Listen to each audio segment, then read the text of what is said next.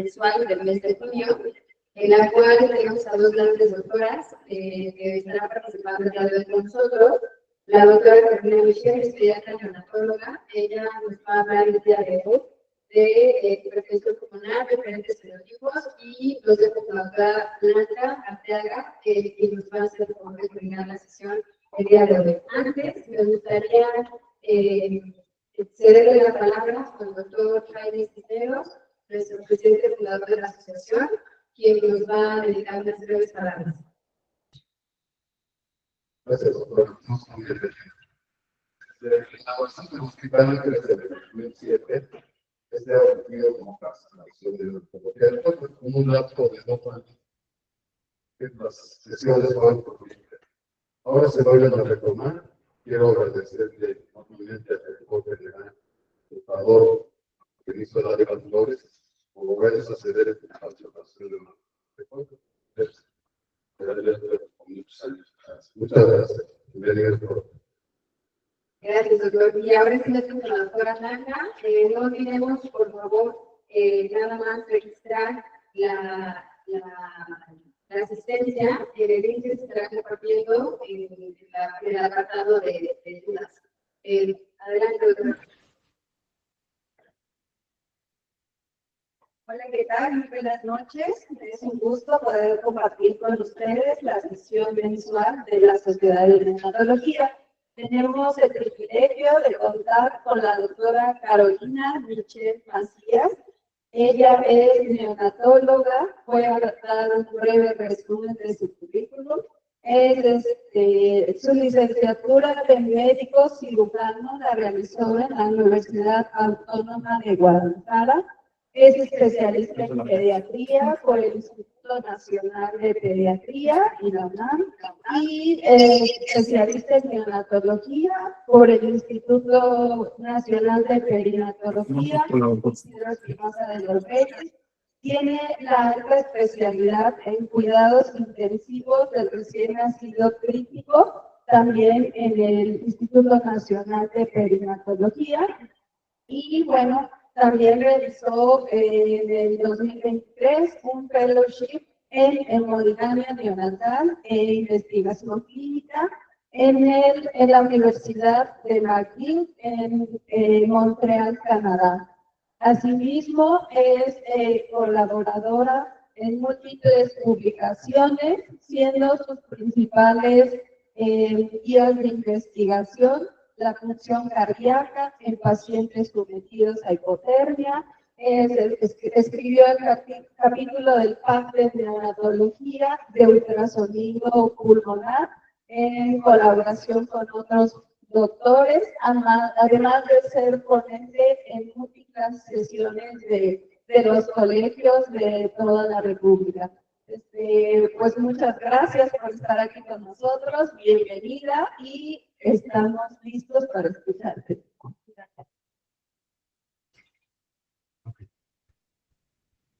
Buenas noches, gracias por la invitación y bueno, gracias por la presentación. Voy a empezar. Ok, el plan de la presentación es obviamente, y el objetivo principal es definir los fenotipos y darles un poco a conocer lo que es la valoración hemodinámica o lo que yo aprendí a hacer en el fellowship. Y bueno, ¿por qué necesitamos saber esto? Obviamente la prematurez es una enfermedad, no es una enfermedad, pero es una condición muy prevalente, aproximadamente el 10% de todos los recién nacidos. Cada vez estamos recibiendo bebés más inmaduros y esta población pues va a ir creciendo, por lo tanto, tendremos más displasia, más hipertensión pulmonar asociada. Hay que recordar que tenemos alterada la vía aérea, sí es en lo que más nos enfocamos, pero todos los componentes, tenemos la vasculatura, tenemos también los vasos linfáticos, todo esto está alterado. Entonces recuerden que estamos recibiendo bebés en etapa canalicular, sacular, y desde acá, sí se ve, desde acá está alterado, ¿no? Esta es nuestra vía aérea, nuestros alvéolos más simplificados, pero también tenemos una vasculatura alterada. También es importante ahora definir y entender para cada patología que tenemos fenotipos y endotipos. No es lo mismo un bebé de 25 semanas que nació, por ejemplo, con un endotipo de placentación anormal, que uno que nació por ruptura prematura de membranas en el contexto de sepsis. Unos tienden a hacer más desórdenes de la vasculatura. Y eso entonces está bien descrito y nosotros para dar una mejor atención debemos reconocerlo desde el principio. Simplemente aquí, por ejemplo, podemos ver que el mismo bebé, misma edad gestacional, pero debido a colonionitis, debido a desórdenes hipertensivos, que es pequeño para la edad gestacional o que tiene restricción del crecimiento intrauterino, tiene más riesgo de tener hipertensión pulmonar, precisamente porque, pues obviamente nuestra placenta tiene toda esta información genética que va a crear su vasculatura. Entonces, vean aquí, tiene el doble de riesgo de presentar hipertensión pulmonar asociada a displasia, un bebé que fue pequeño para edad gestacional, uno con restricción de crecimiento intrauterino versus prematuro por otra causa o por otro endotipo. Entonces, ya una vez reconocido esto, digamos que yo recibo este bebé, sé que es de un endotipo de placentación anormal, ya veo el riesgo que puede tener de presentar hipertensión pulmonar. Entonces, hipertensión pulmonar, ¿de cuál? ¿No? Habitualmente cuando en la UCI nos referimos a hipertensión pulmonar, estamos hablando de esta. Es la que vamos a definir primero, ¿qué es la hipertensión? ¿No? Aquí estamos hablando sobre todo de resistencia, cuando lo decimos así simple y llanamente. Tiene hipertensión pulmonar y a lo mejor nos viene a la mente la hipertensión pulmonar persistente del recién nacido. Entonces, cuando hablamos de esa hipertensión, el fenotipo clásico, estamos hablando de una resistencia vascular pulmonar elevada. Vean este dibujo, aquí para reconocer bien los componentes, yo tengo mi ante derecho, mi círculo derecho, va a salir la vasculatura pulmonar, va a ir obviamente al pulmón, a la vía aérea, y después tiene una salida, ¿no? Un retorno venoso, pero un retorno pulmonar sí, hacia el lado izquierdo, y después al ventrículo izquierdo. Entonces, acá, en cada parte de este trayecto, puede haber aquí una alteración de cualquiera de los factores puede darnos un incremento de la presión arterial pulmonar. Piensen en esta fórmula, ¿no? ¿Qué me da la presión arterial pulmonar? Primero, dos cosas, mucho flujo, mucha resistencia. Resistencia, en este caso podemos pensar en el clásico un vasito sanguíneo en contracción, ¿no? ¿Qué es la resistencia? Lo que se opone al flujo. Aquí, en nuestro fenotipo clásico, tengo esto, PVR alterado, resistencia vascular pulmonar alterada, este factor, solo esto. Pero vean que hay otros que hay que establecer. ¿Cuál de ellos es el que me está dando la presión pulmonar elevada? Porque necesitan diferente tratamiento. No solo es dar el mismo tratamiento a diferentes fenotipos puede hacer daño. Entonces, vamos a hablar de esto, ¿no? Entonces tenemos nuestros fenotipos agudos y crónicos, pero para que no sea algo complejo, piensen en nuestra fórmula. La presión arterial pulmonar se da por flujo, resistencia y la presión en cuña o básicamente la presión en la aurícula izquierda. O sea, todo lo que regresa. Entonces, la presión arterial, el fenotipo agudo arterial clásico es este bebé que decimos, es que no han disminuido las resistencias. Nació y tiene como esta circulación fetal persistente, ¿no? A veces, antes así se llamaba. Entonces, este es el bebé que tiene el resto de las cosas bien y tiene alterada la resistencia vascular pulmonar. Ahora, olvidémonos un poco de la presión pulmonar y primero, obviamente, es lo primero, ¿no? O sea, para que un bebé establezca la transición, por más que yo tenga un bebé con hipertensión pulmonar persistente, si además tiene SDR, no voy a lograr bajar la presión pulmonar hasta que yo arregle ese problema del parénquima. Entonces, primero, siempre hay que establecer la capacidad funcional residual, porque Pues porque cuando a nivel de la capacidad funcional residual es cuando la resistencia vascular pulmonar es más baja, pues la ideal. Imaginémonos que si yo arrugo un alveolo, lo aprieto, adentro están los vasos y también los vuelvo tortuosos y eso aumenta la resistencia. Cuando yo lo abro, imaginemos que el vaso se vuelve lineal, ¿no? Lo estiro, la resistencia vascular, baja, o sea, van de la mano. Entonces, lo primero, atiendo mis problemas de parénquima pulmonar, que si el bebé tuvo aspiración de meconio, tiene SDR, tiene neumonía, primero hay que ventilarlo. Siempre hay que ventilar primero. Y uno de los conceptos que quisiera que dejemos a un lado es este concepto de tengo un bebé hipertenso con hipertensión pulmonar en las primeras horas debo de tener una presión una presión arterial alta para como vencer el cortocircuito y favorecer el cortocircuito hacia la vasculatura pulmonar. Esto es erróneo y puede hacer daño. ¿Por qué? Porque puede llevar a que yo aumente la presión pulmonar, pero ahora con este componente, ¿no? Aumentando la presión en el atrio izquierdo. Entonces, necesitamos una presión sistémica normal. No necesito tenerla alta y vencer ninguna otra presión. Ahora sí empecemos. Tenemos el fenotipo clásico, mi fenotipo clásico con la resistencia vascular pulmonar alterada. ¿Cómo lo voy a tratar?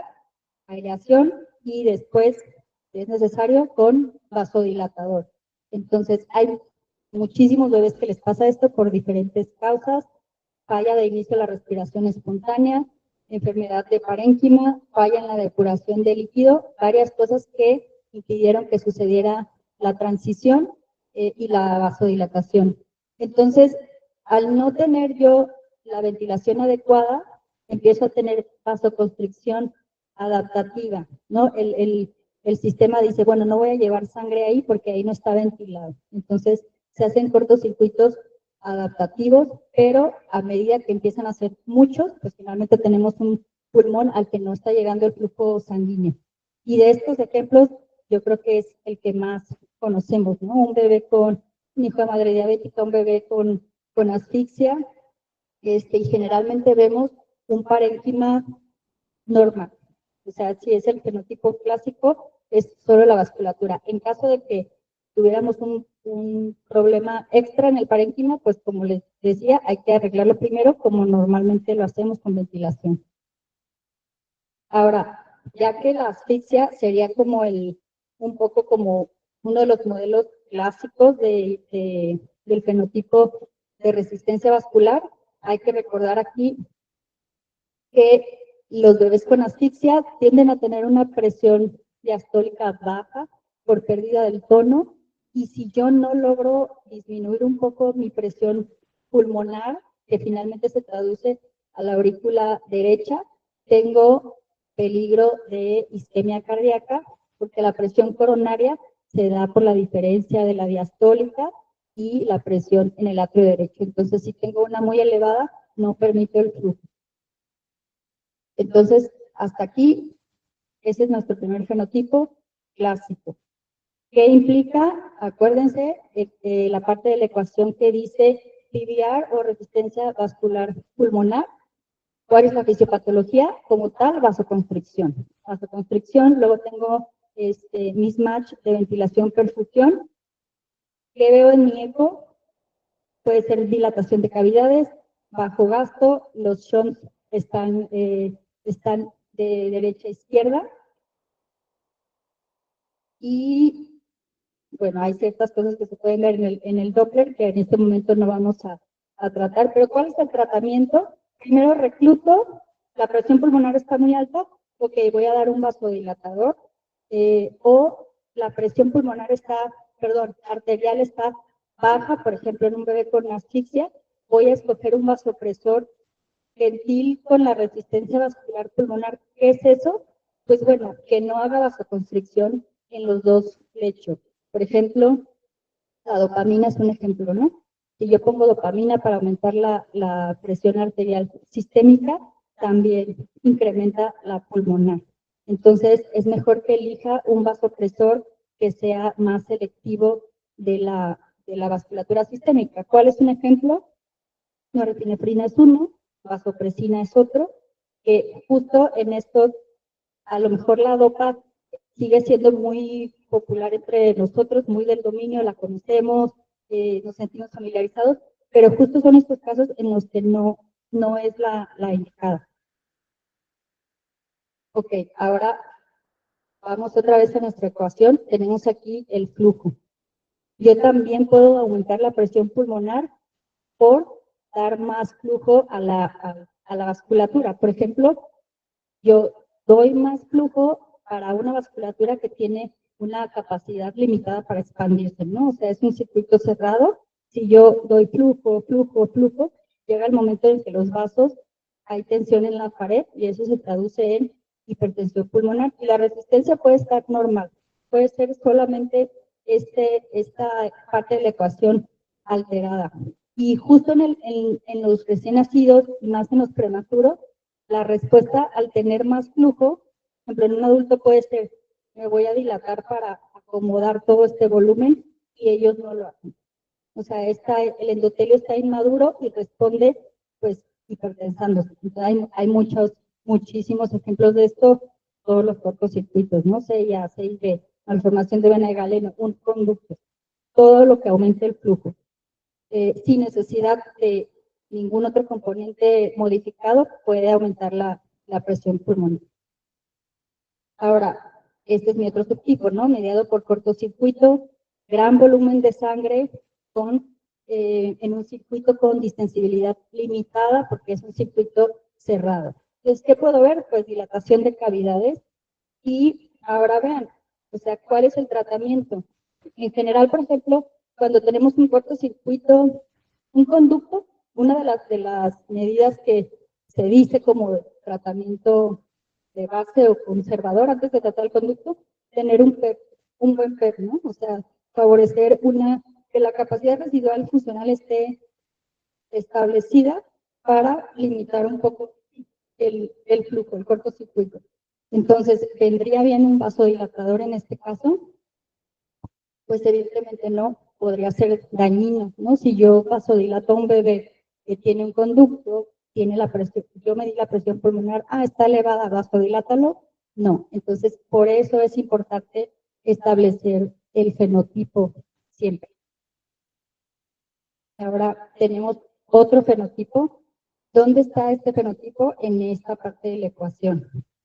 Esta sangre en el trayecto ya entró a la aurícula izquierda, ventrículo derecho, ya entró a la vasculatura pulmonar y está intentando salir, llegar a la aurícula izquierda y salir a la circulación sistémica. Pero entonces aquí, justo aquí, yo le impido que salga. Entonces es una presión que se ejerce en forma retrógrada. ¿Cuándo podría pasar esto? Si yo tengo, por ejemplo, un ventrículo izquierdo que no funciona bien, puedo tener hipertensión pulmonar, no me di cuenta que el ventrículo izquierdo está fallando, está insuficiente, está acumulando volumen, en lugar de sacarlo, está aquí, ¿no?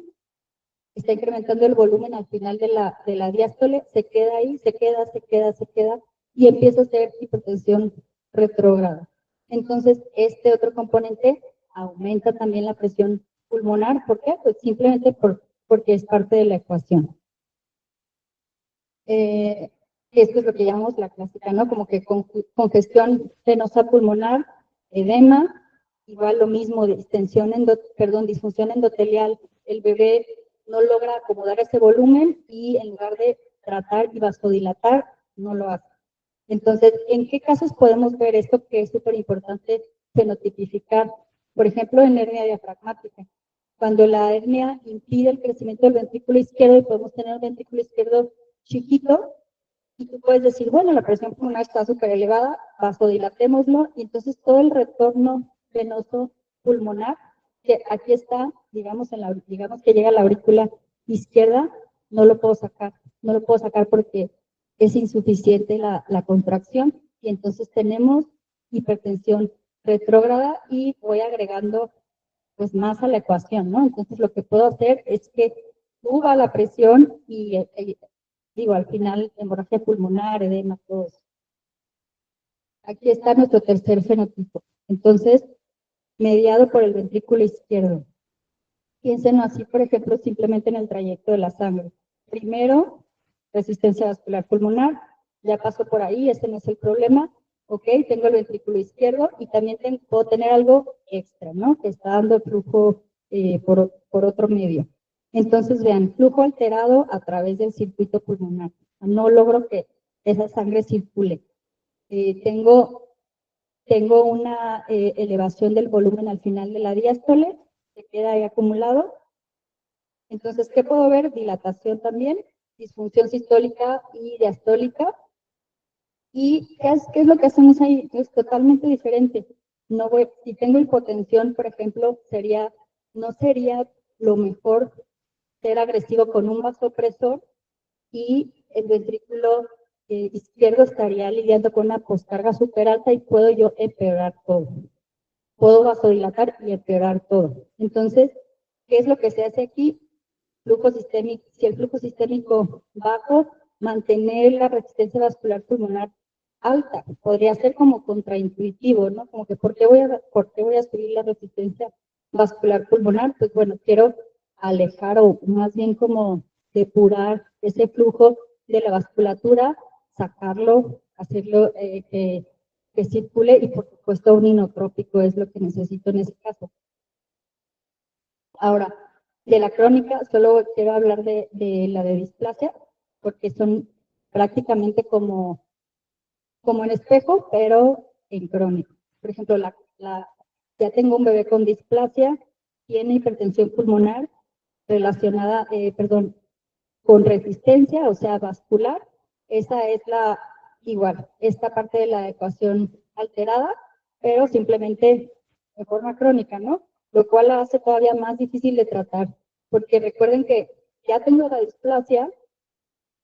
En el otro caso, por ejemplo, son normalmente bebés de término. En este caso ya tengo más componentes alterados. Tengo los alvéolos simplificados, menos arterias intracinares. Acuérdense, alvéolo, arteria.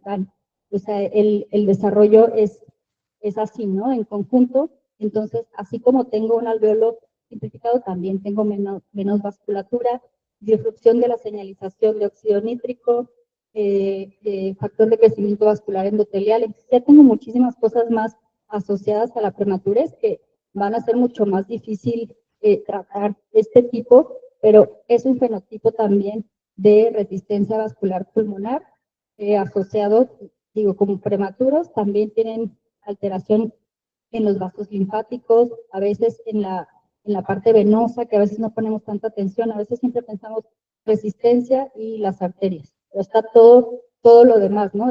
Esta capacidad como de depurar el líquido por parte del sistema linfático y venoso también está alterado. Entonces, en este caso, digamos que yo no tengo ningún cortocircuito, igual. Esta es mi alteración, obviamente combinada con los temas del parénquima. Y tiene que ser este tratamiento es multidisciplinario. Aquí, por ejemplo, en esta revisión hablamos de cómo se trata ese fenotipo, cómo se ventila a un bebé crónico. No es lo mismo, por ejemplo, tratar con un parénquima homogéneo, con uno heterogéneo que se llama, que son como dos compartimentos, ¿no? Cambia totalmente qué diurético, la nutrición, todo. Es un tratamiento multidisciplinario. Un bebé que tiene ya hipertensión pulmonar asociada a displasia, definitivamente tiene que tener seguimiento por ecocardiograma, y bueno, en algún momento, para ciertos casos, son candidatos a cateterismo. Entonces, esto, bueno, pues cuando tengan tiempo, los invito a que lo lean, sobre todo para estos bebés que tenemos complejos, ¿no? En los que hay muchísimos otros factores que, bueno, además aspira, además tiene reflujo y todas esas cosas se van agregando para resultar en algo muy temido que conocemos, que es la estenosis de venas pulmonares adquirida. Entonces, sobre los crónicos, vamos a ver que igual, ¿no? El clásico asociado a displasia. También tenemos alteración vascular, pero ya hay remodelamiento. Tenemos vasos que han estado contracción, dilatación por hipoxia intermitente. Entonces, pero es un problema de resistencia también. En el ecocardiograma vamos a ver dilatación, puede haber disminución del gasto. ¿Y qué tenemos que hacer? Pues reclutar, más difícil, pero reclutar, y también se usan vasodilatadores. Ahora, en un shunt, pero crónico, básicamente el tratamiento es el mismo, más intercomputadora cardíaca. Pero bueno, vamos a ver dilatación, aumento de gasto, aumento de flujo. Es básicamente la misma fisiopatología, pero agregado a la cronicidad. Y este fenotipo muy importante, acuérdense del dibujito, aquí sí yo pongo asociado a hipertensión sistémica. Ok, ¿dónde estaría afectando la hipertensión sistémica? En los adultos, por ejemplo, sí está muy establecido que como la hipertensión sistémica puede llevar a problemas de distensibilidad del ventrículo izquierdo. Entonces, digamos que yo estoy como mimetizando las agudas, pero actuando igual aquí.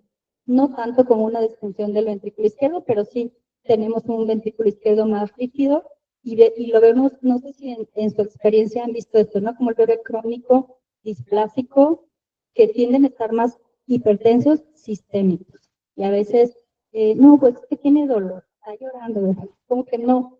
Creo, no sé su percepción como neonatólogo, no nos encanta o somos como renuentes a tratar la hipertensión sistémica. La literatura no dice que se haga algo diferente como trata a estos bebés más, pero bueno, sí hay que considerar que pues sí, este efecto extra que podría estar teniendo, y pues bueno, definitivamente si hay hipertensión, pues hay que tratarla, ¿no? Pero sí es un fenotipo ya muy conocido en el que se agrega la hipertensión sistémica. Ahora, si yo tengo, es muy importante que cuando yo tengo a estos bebés, como les mencioné, un endotipo vascular, aunque no tenga un endotipo vascular, se tiene que hacer, es un estándar de cuidado ya, buscar intencionadamente hipertensión pulmonar a las 36 semanas de edad corregida. Aquí, por ejemplo, este es el centro donde yo hice mi fellowship y acaban de hacer este algoritmo donde vean cómo, tomando en cuenta los endotipos, si el bebé fue, aquí dice, por ejemplo, fue de 28 a 30 más, con restricción de crecimiento o pequeño parada gestacional, lo hacen antes. Generalmente todos los días dicen, hazlo a las 36 semanas de gestación o edad parecida, corregida, término, 36, 37, vas y haces el primer eco. ¿Qué encontraste? Tal. Y ya se da tratamiento. Puedes no encontrar nada, pero vean cómo se reconoce aquí ese endotipo y en alguna población se hace antes ese eco. Entonces, si yo tengo un bebé en la UCI que fue de 28, ya tiene 32, pero la mamá fue hipertensa, bebé restringido, vale la pena hacerlo antes. Oye, y es dependiente de oxígeno, con mayor razón. Entonces, vean, para el resto de la población, un prematurito de 28 sin ningún factor de riesgo adicional, el eco a las 36 semanas y miden presión pulmonar, ¿no? Tiene cualquiera de estas cosas, restricción de crecimiento, fue pequeño parada gestacional, se ve o está muy sintomático, por ejemplo, sigo con un CPAP al 40% después de un mes, pues bueno, ahí es evidente que hay que hacer el screening, ¿no? Y entonces, aquí después, digo, con gusto les envío el algoritmo si les interesa, pero bueno, aquí dice simplemente algunas, es un algoritmo de tratamiento que es diurético, rara vez se pone aquí el vasodilatador, que si tenemos shunt tal vez se toca cateterismo, depende, ¿no? Cada quien tiene sus guías, lo importante es replicarlas en nuestra población y decir, bueno, vamos a elegir esta, vamos a hacer esto con todos los bebés y apegarnos a algo para empezar a tener un orden. Ahora, ¿qué es esto de la consulta hemodinámica? Y espero convencerlos de que es necesario, sobre todo para muchas enfermedades críticas. La medicina, sobre todo la neonatología ahora, se basa en fisiología y en delinear fenotipos y también en un seguimiento longitudinal. Un caso muy típico es un bebé con hernia diafragmática, nace, tiene un fenotipo y al otro día tiene otro. O sea, no tenía disfunción de ventrículo izquierdo, ahora sí lo tiene. No es como que yo puedo decir, es que no tiene eso, no lo tenía, y por lo tanto voy a seguir con este tratamiento por siempre y esperar a que funcione, ¿no?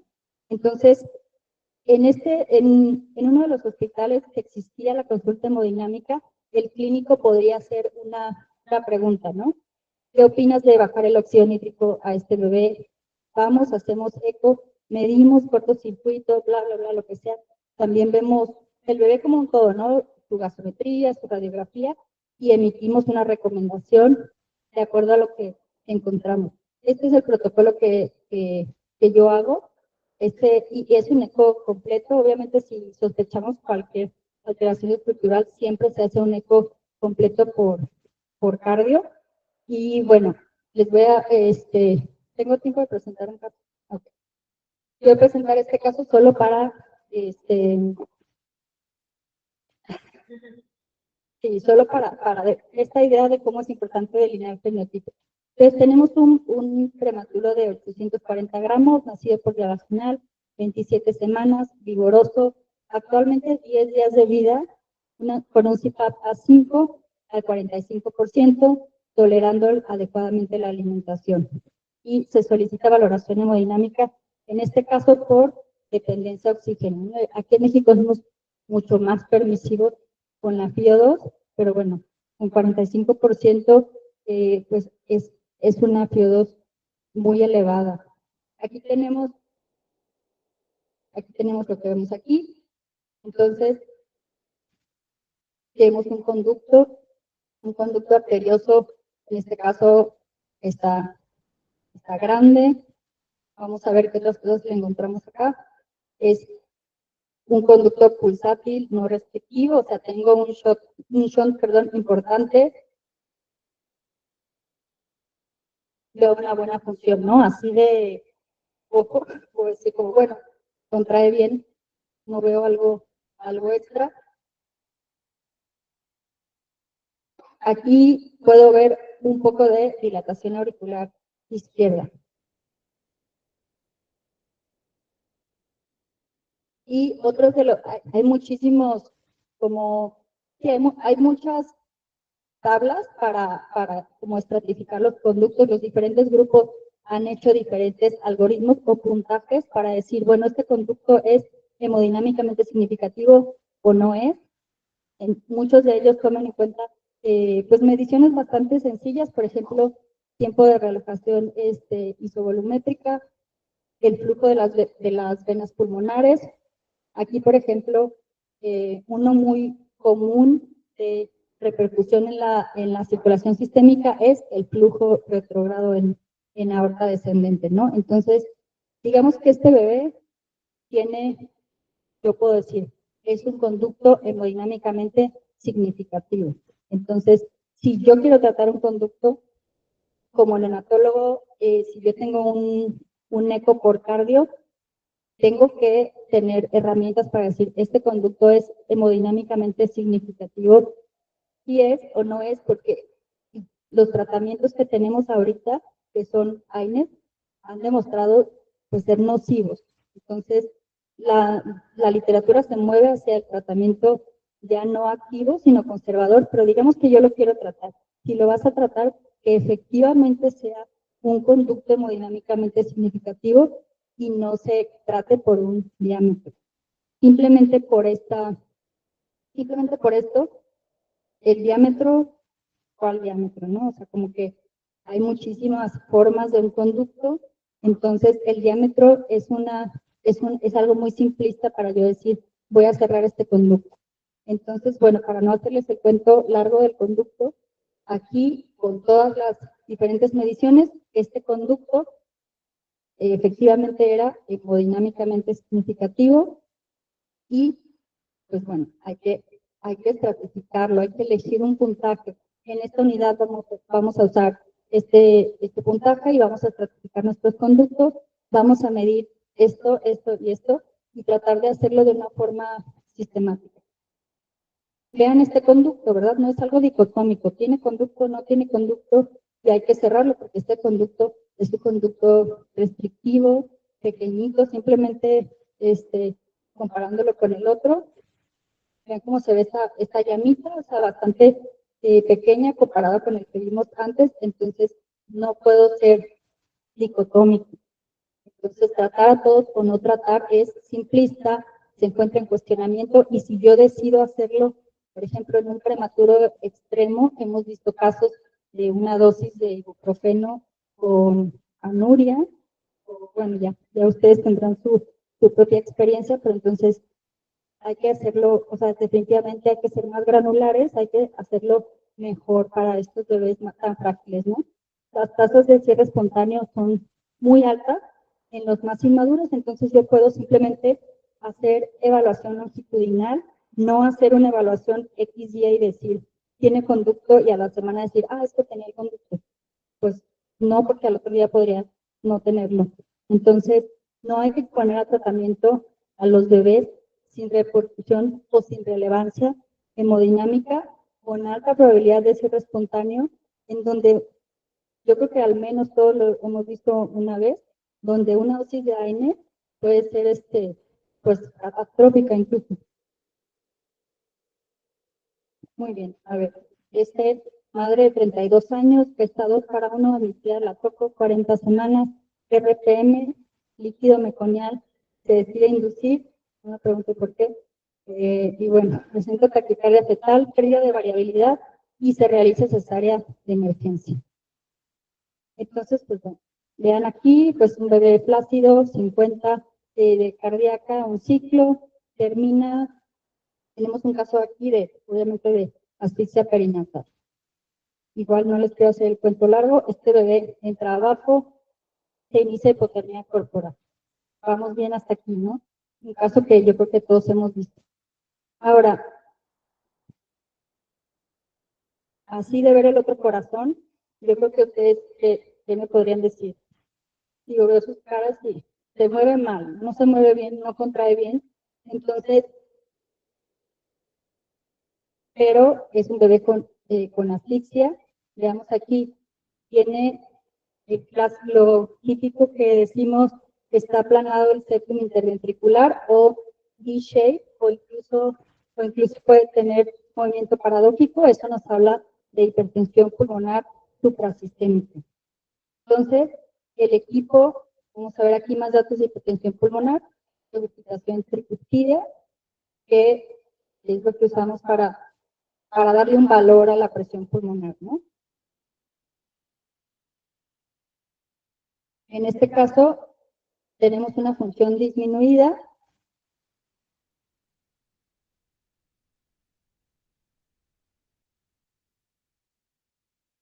Este dato es importante, por ejemplo, vean aquí, ahí se regresa lo que está en la aurícula, se está regresando, tenemos insuficiencia mitral, entonces eso nos habla de disfunción del ventrículo izquierdo.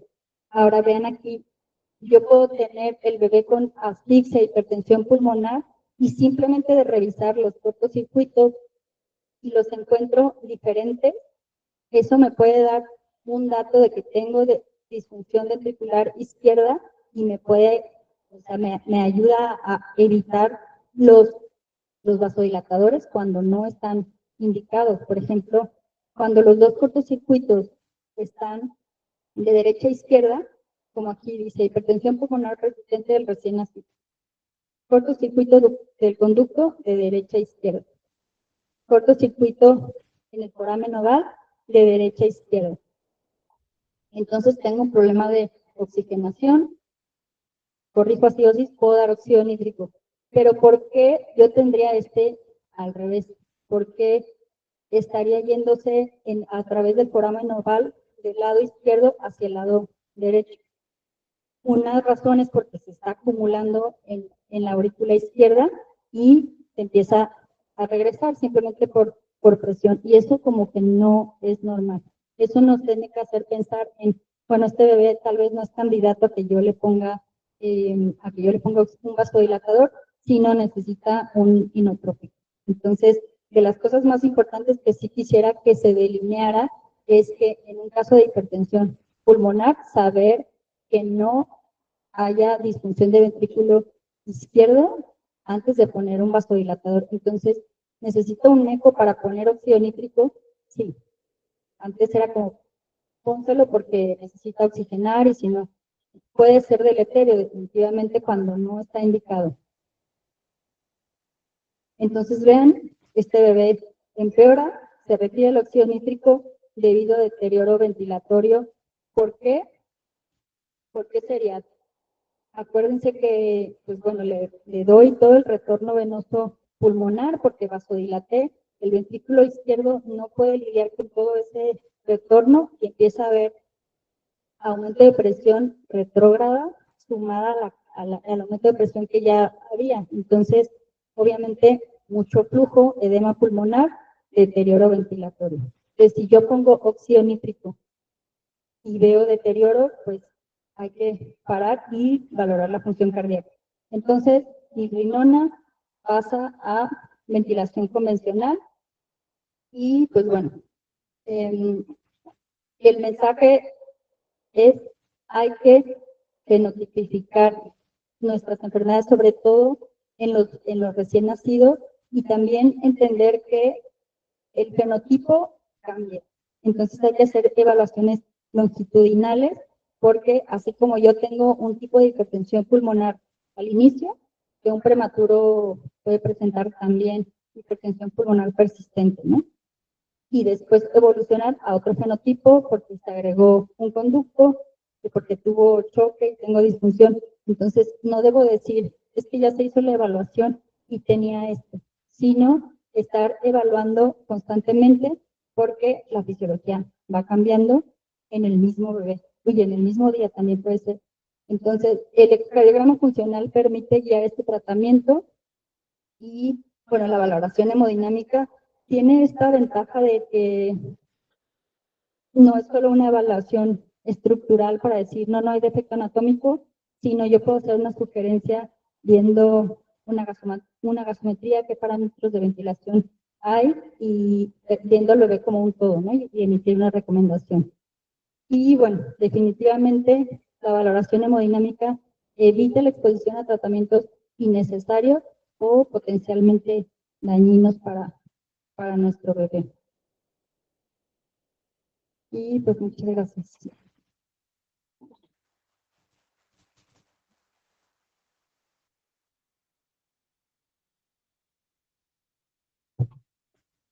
Muchas gracias, Caro. Pues muy interesante, mucha fisiología pulmonar para podernos a revisar. Y bueno, también tener en cuenta el tema de la ecocardiografía, ¿no? Que muchas veces en algunas unidades no tenemos tanta facilidad de tenerla a la mano, pero realmente con algunos adiestramientos pues se pueden estar teniendo más constantemente para evaluar al bebé pues cada que está cambiando, ¿no? No sé si aquí en el público alguien tenga alguna pregunta.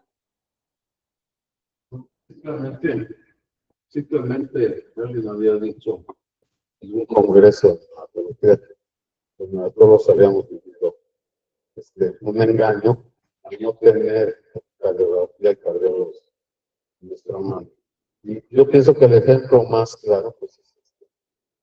No tienes estas cosas, obviamente en la clínica te vas a avanzar y todo, pero es bastante difícil. A veces no se va a tener todo eso a la mano, entonces, ¿qué hacer? A veces es difícil esto. Yo tengo alguna pregunta. Entiendo que como nos explicaste, el fenotipo va cambiando. En el fenotipo clásico que tú mencionaste, en el cual la resistencia pulmonar puede ser el predominio, lo que está totalmente elevado, a lo mejor en un prematuro, o en un bebé con una transición anómala, podría ser más el caso. ¿Cuál sería el manejo que tú emplearías, hablando ya en la UCI? ¿Qué harías? Pues bueno, Primero, yo creo que el manejo habitual que conocemos para favorecer la transición es ventilar, ¿no? Establecer la capacidad funcional residual. Eso lo puede hacer un CPAP y a veces hay otras cosas, por ejemplo, pueden ser bioquímicas que aumentan la resistencia vascular pulmonar.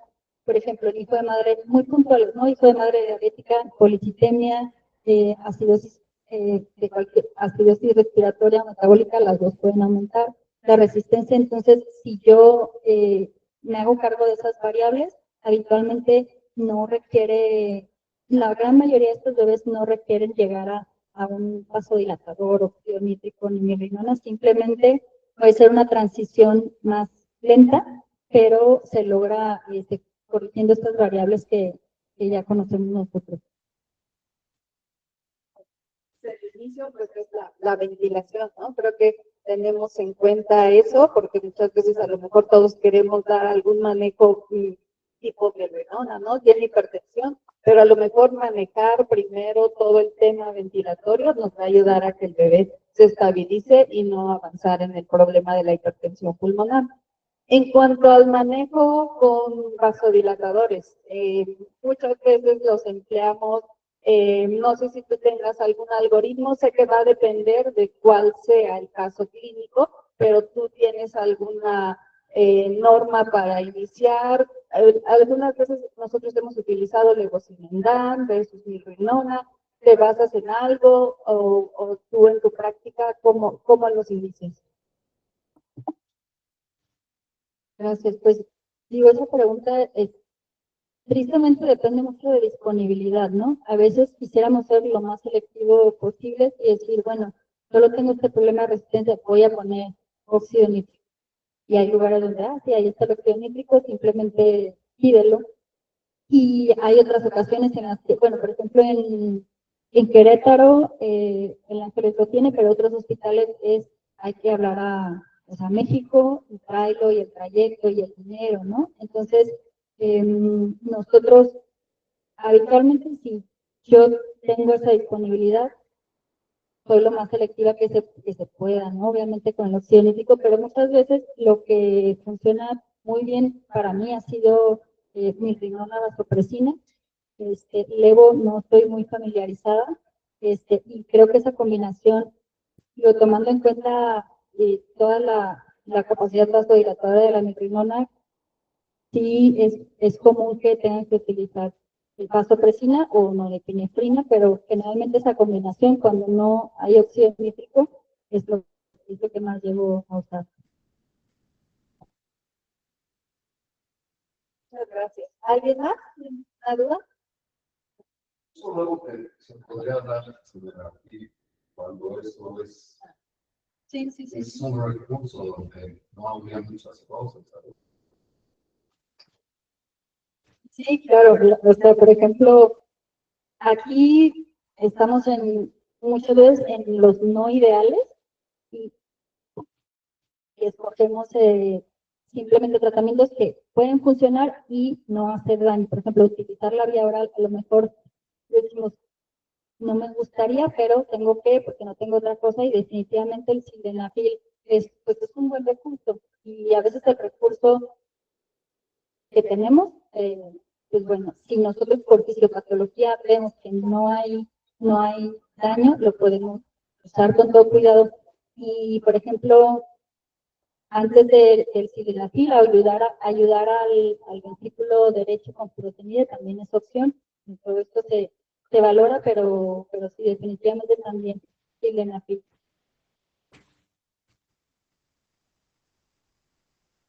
Bueno, tengo una pregunta. En un prematuro extremo, en el cual de un menor de 28 semanas, con SDR, por ejemplo, aplicación de surfactante, hipertensión pulmonar secundaria, ahí cambiaría un poco el manejo en el caso de un prematuro muy extremo, menor de lo habitual, que son las 28 semanas. No sé si nos podrías complementar algo. Sí, en los bebés muy pequeños, aunque la gran mayoría de las veces va a ser un problema de parénquima que secundariamente tenemos, no se ha adaptado y tenemos la resistencia vascular incrementada, pero sí existe el fenotipo de la falla respiratoria hipoxémica en los prematuros, como si fuera hipertensión pulmonar persistente, y es una cosa no tan explorada, y apenas estamos tratando de escribir sobre eso las personas como estamos tratando de hacer unas guías para este tema, pero bueno, yo creo que mayoritariamente en un prematuro así extremo, frágil, primero sería arreglar o bueno, ver que el parénquima pulmonar ya, este problema está resuelto antes de poner un vasodilatador. Pues muchas gracias. Aquí en el chat únicamente creo que no encontramos preguntas, pero el doctor Mario A. Mora nos dice felicidades, doctora, cambiando la perspectiva de la atención neonatal. Y el doctor Daniel Ibarra, excelente, Caro. Creo que puras felicitaciones. Si no hay alguna otra pregunta que quieran agregar, damos por terminada la sesión.